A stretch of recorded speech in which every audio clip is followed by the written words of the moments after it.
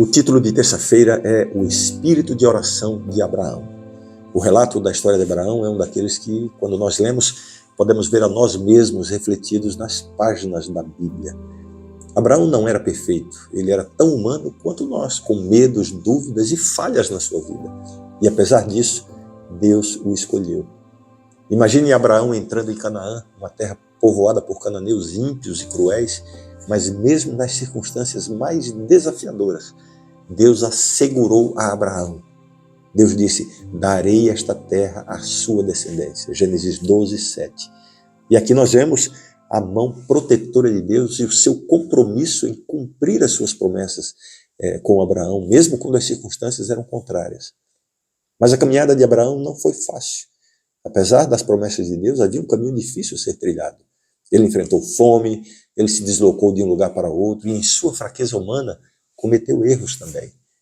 A história de Abraão, ocultando a verdadeira relação com Sara, lá no Egito, revela um momento de desconfiança e de medo.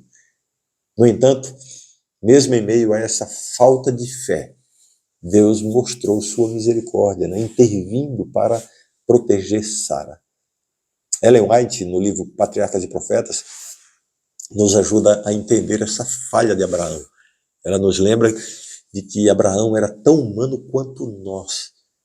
Porém, o que mais impressiona nesse relato não é o erro de Abraão, mas a incrível paciência e graça de Deus. Então, o que podemos aprender com isso? Primeiro, que o chamado de Deus não nos isenta de falhas. A santificação é um processo. E segundo, mesmo quando nós erramos, Deus não desiste de nós.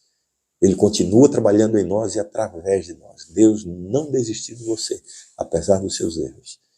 A história de Abraão é tanto sobre a fé e a obediência do patriarca, quanto sobre a fidelidade inabalável de Deus.